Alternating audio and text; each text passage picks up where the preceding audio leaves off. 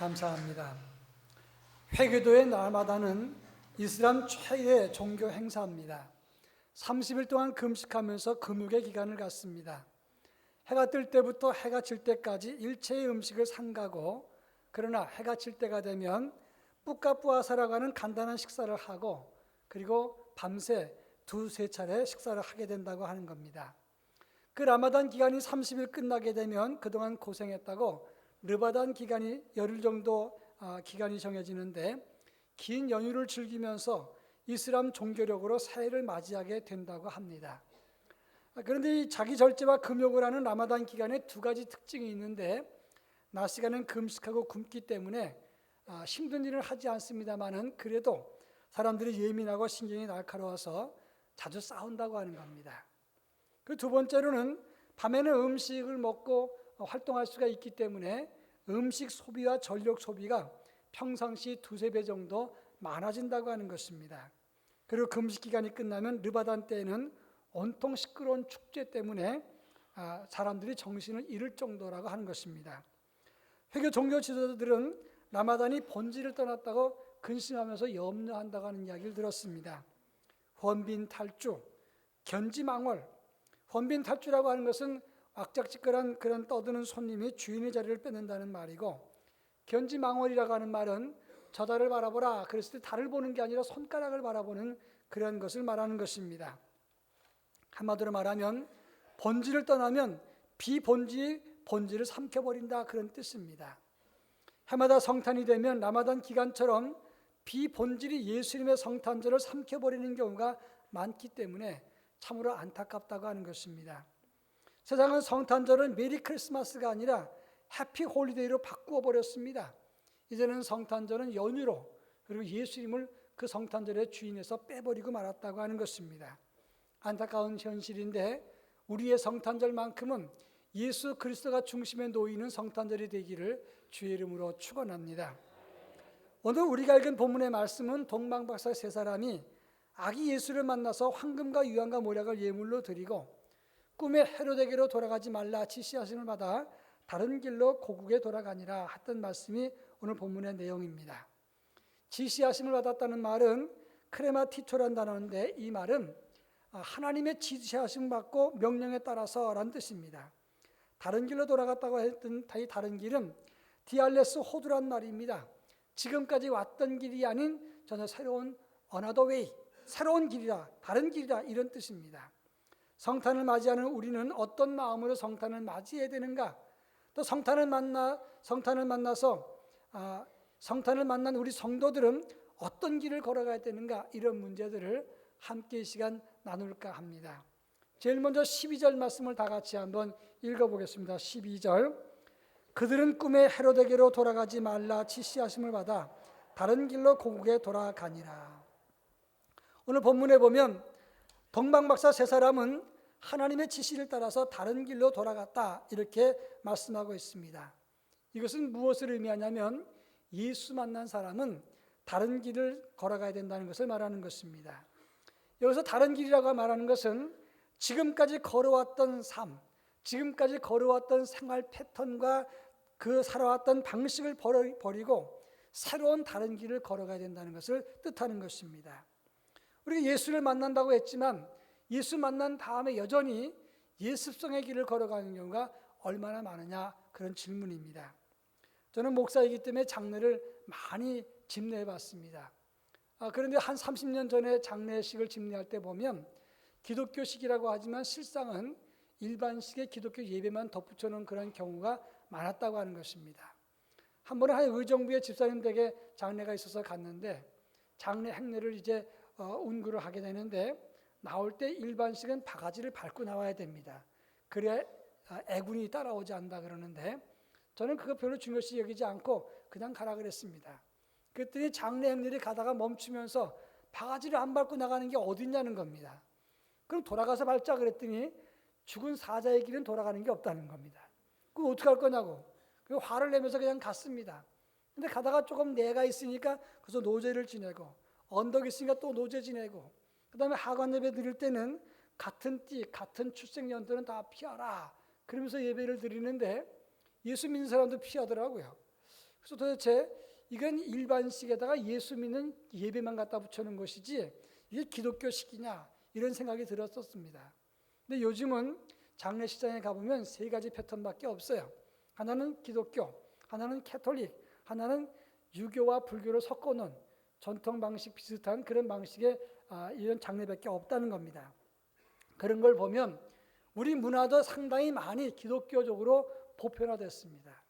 그리고 교회 안에서도 기독교적 생각과 사고방식과 문화가 상당히 많이 자리를 잡았다고 볼 수가 있어요.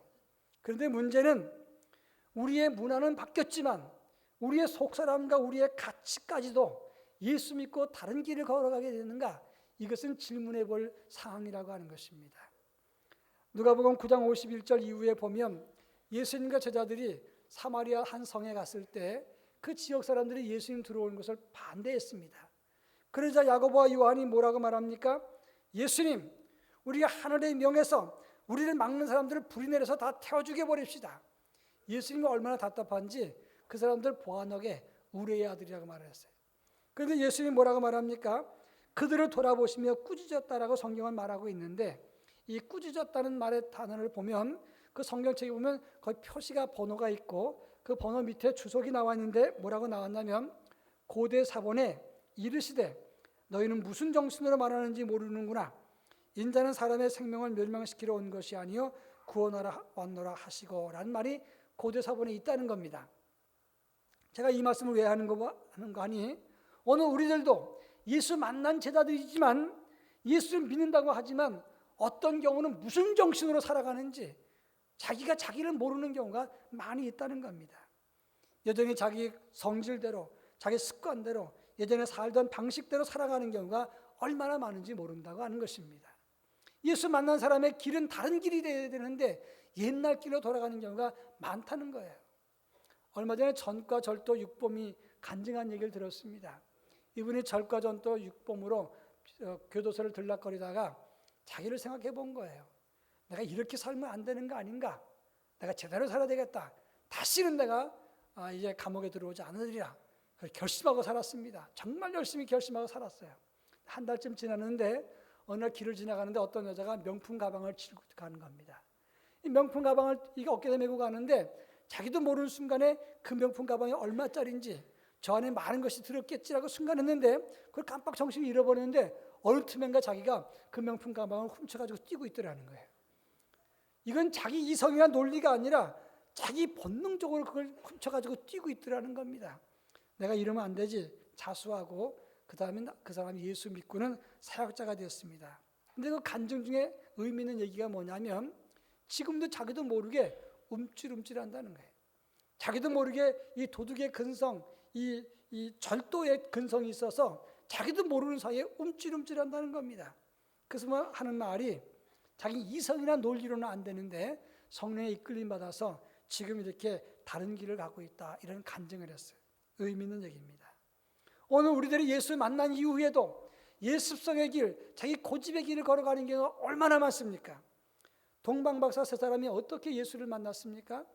하늘의 별을 보고 따라가다가 예수님이 태어나신 곳에 이르게 되었습니다. 그들은 땅의 지도를 보고 간 것도 아니고 사람들에게 물어보고 간 게 아닙니다. 오직 예수를 안내하는 별을 보고 하늘의 별을 보고 갔던 겁니다. 그랬던 그들이 예루살렘에 왔을 때 화려한 궁궐을 보고 헤로데게 들어갔다가 별의 인도를 잊어버렸다는 거예요. 사람의 논리나 지금까지 살았던 방식이나 예습성으로 살면 예수님께 가는 길을 잃어버릴 수 있다는 사실을 알아야 되는 것입니다.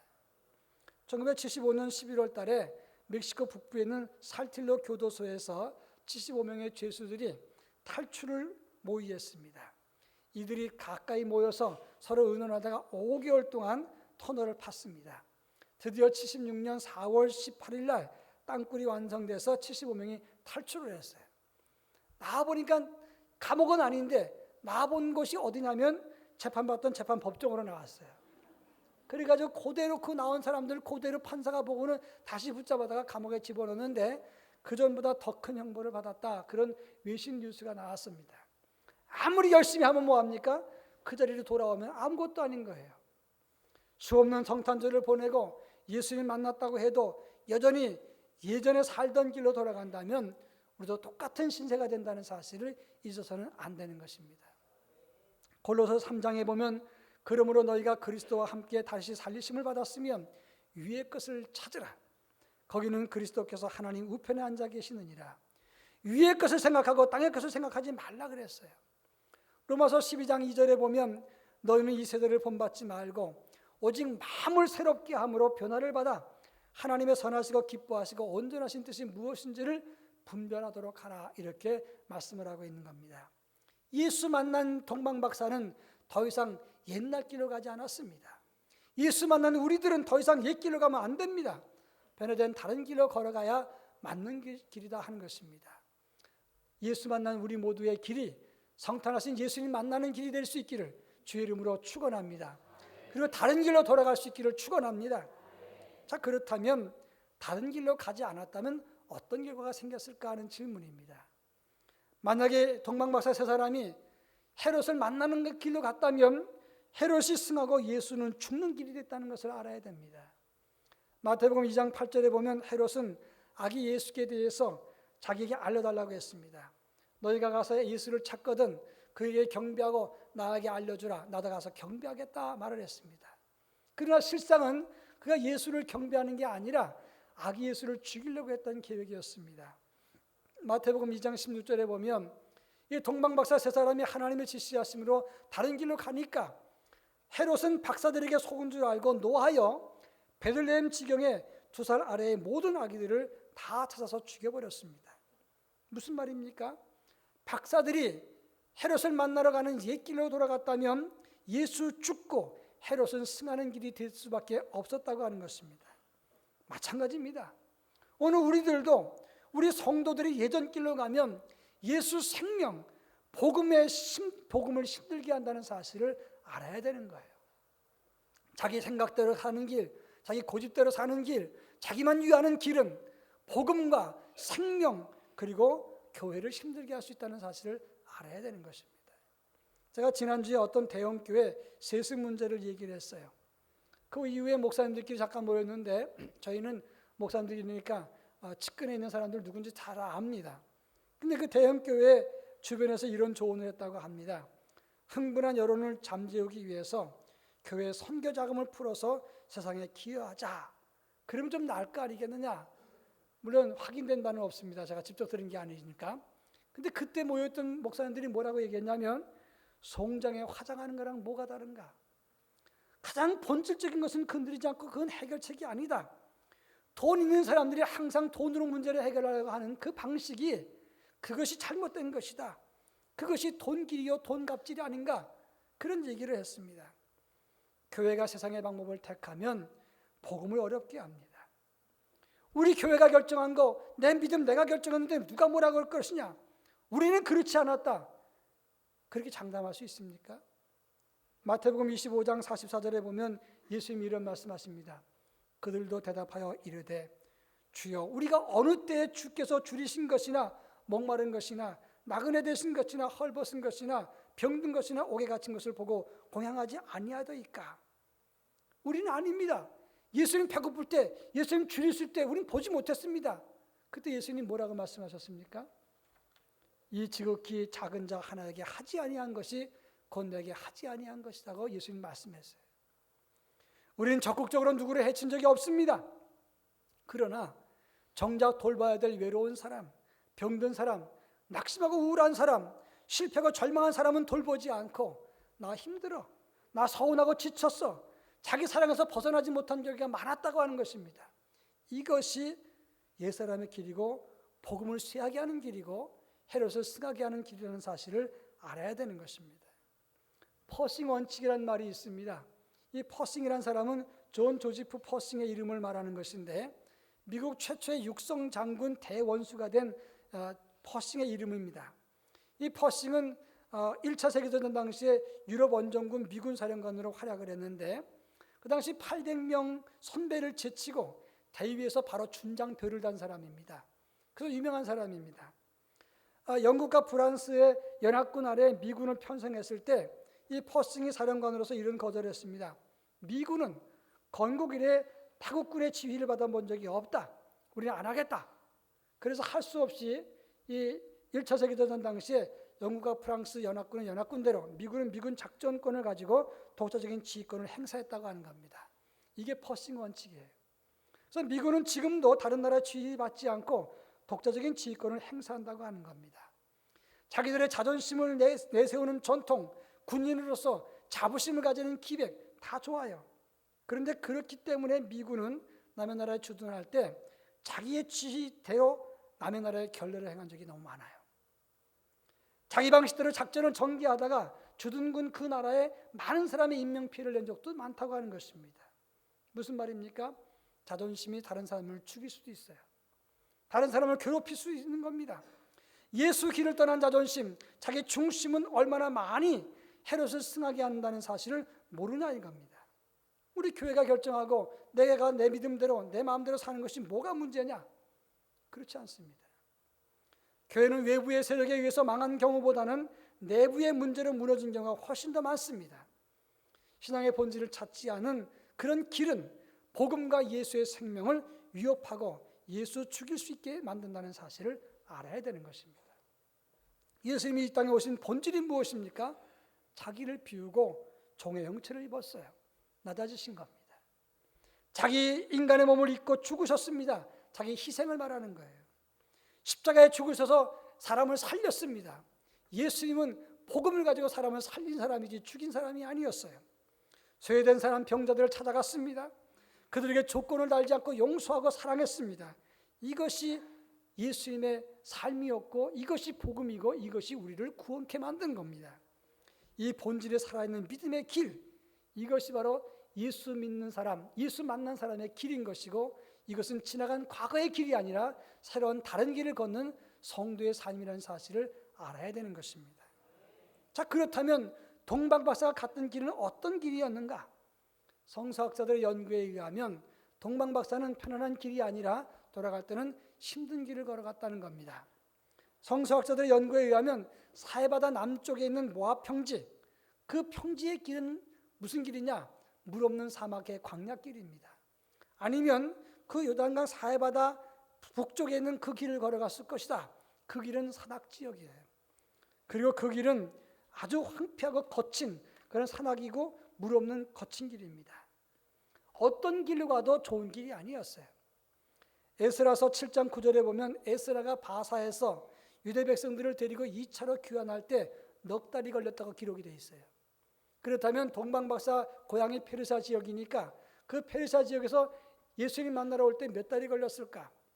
아마도 밤에 별을 보고 갔으니까 넉 달 이상이 걸렸을 거라고 추측을 합니다. 그렇다면 한번 가정해 보십시오. 집을 떠나서 동방박사가 안내도 없이 밤에만 길을 걸어갑니다. 얼마나 힘들었겠어요. 피곤하고 지쳤을 것입니다. 밤길을 걷느라고 고생했을 거예요. 넉 달 이상 걸었다면 더 힘들었을 겁니다. 밥은 어디서 먹었겠어요? 뭐 좋은 식당에서 먹었을 리가 없습니다. 그런데 드디어 예수를 만나서 예수님께 경배했습니다. 목적을 다 달성했어요. 그는 빨리 가서 쉬고 편안히 좀 여독도 풀고 예수에 대한 이야기도 나누면서 책도 좀 쓰고 싶지 않았겠습니까? 가족도 만나고 싶었을 겁니다. 그런데 하나님의 지시하심은 먼 길로 돌아가라는 거예요. 그들은 편안한 길을 버리고 더 돌아가는 고난의 광야길로 갔습니다. 이것이 예수 만난 사람의 길인 겁니다. 무슨 말입니까? 예수 만난 성도의 길은 편안한 길이 아닙니다. 좋은 길이 아닙니다. 자기 목적을 이루고 자기 소원을 채우는 길은 좋은 길이 될 수 있습니다만은, 그러나 고난의 길, 손해의 길은 복음을 위해서 누군가의 생명을 살릴 수 있는 길인 것을 알아야 되는 겁니다. 마태복음 16장 24절에 보면 누구든지 나를 따라오려거든 자기를 부인하고 자기 십자가를 지고 나를 따를 것이니라 성경은 말했습니다. 나를 살리기 위해서, 나를 보호하기 위해서 좋은 길을 택할 때 자기도 못 살지만 남도 죽입니다. 그러나 나를 버리고 희생의 길을 갈 때 교회와 복음을 살릴 수 있다는 사실을 알아야 되는 겁니다. 십자가의 예수, 성탄의 예수는 무슨 길입니까? 자기를 죽인 길이었어요. 그래서 생명을 살린 길이었습니다. 그렇다면 우리의 길도 사람을 살리는 길을 가야 되는 거예요. 국가부도 사태가 IMF 1997년에 있었습니다. 지금부터 딱 20년 전이었어요. 국가가 부도가 났습니다. 그래서 국제 구제 금융을 받았습니다. 시대적으로 참 우울했어요. 그때 우리 교회도 참 우울했어요. 장모님이 그랬습니다. 나는 세상 잘 모르는데 왠지 모르게 우울해. 제가 그랬어요. 어머니, 우울할 거 없어요. 우리 자식들이 다 있는데 뭐가 걱정이십니까? 어머니, 아무 걱정하지 마십시오. 나는 아무것도 모르지만 근데 왠지 모르게 우울해 이랬어요. 아무 괜찮다고 했지만 실상은 괜찮지 않았어요. 참 우울했어요. 그런데 그 힘든 시기에 금 모으기 운동에 243만 명이 참석했습니다. 그때 모았던 금은 벨기에가 갖고 있던 금 전체보다 많았어요. 근데 어떤 학자들이 말합니다. 그때 또 다른 국부의 유출이었다.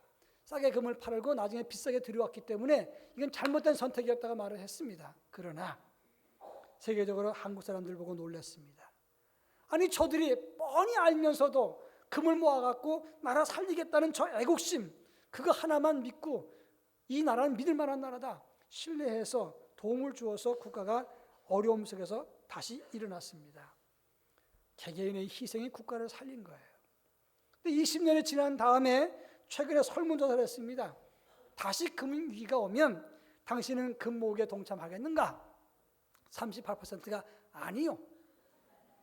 29%가 하겠다 그랬어요. 무슨 말입니까? 세상이 변했어요. 점점 자기를 희생하기 싫어지는 겁니다. 국가를 위해서 나만 좋으면 됐지 뭐가 필요해. 자기를 희생 안 합니다. 교인들은 안 그렇습니까? 내가 더 중요하고 내가 더 굽힐 수 없고 내가 중심이 되기 때문에 나는 절대 굽힐 수 없어. 희생을 안 합니다. 이것이 오늘 우리의 현주소라는 사실을 알아야 됩니다. 예수 만난 사람의 길은 다른 길이 되어야 됩니다.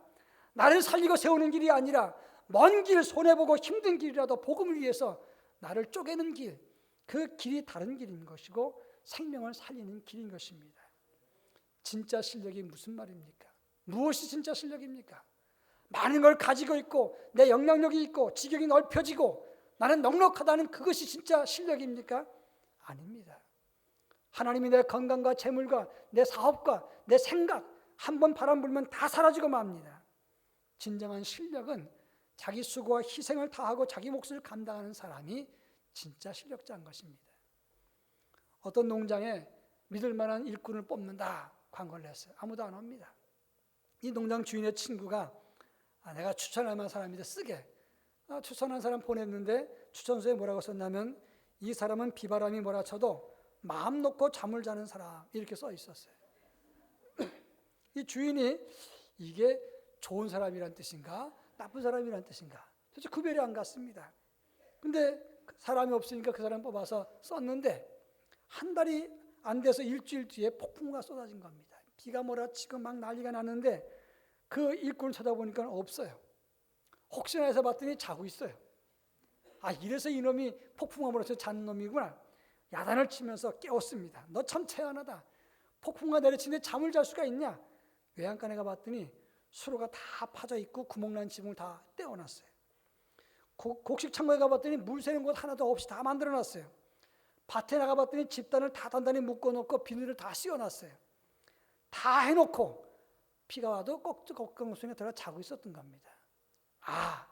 이래서 이 친구가 비바람이 몰아쳐도 마음 놓고 잠을 자는 사람이구나. 진짜 실력자가 뭡니까? 자기 수고, 희생을 다하고 자기 몫을 감당하는 사람입니다. 오늘 우리가 무엇을 가지고 자랑하겠습니까? 무엇이 진짜 실력입니까? 직분? 가지고 있는 재산?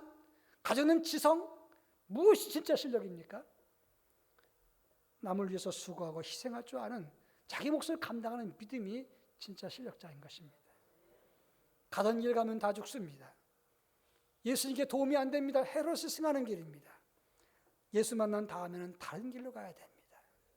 우리 모두가 다른 길로 걸어서 예수 살리고 복음 살리고 진정한 성탄의 의미를 펼치는 하나님의 거룩한 백성이 되기를 축원합니다. 사랑 많으신 하나님 아버지 감사합니다. 동방박사 세 사람이 예수 만난 이후 다른 길로 걷던 것처럼 오늘 우리들도 예수 만난 다음 다른 길로 걸어갈 수 있도록 도와주옵소서. 희생하고 멀고 긴 길이겠지만 그래도 그 길을 따라서 걸어감으로 생명 살리고 교회 살리고 복음을 살리는 참 성탄의 의미를 살리는 하나님의 거룩한 백성이 되게 하옵소서. 예수님의 이름으로 기도합니다.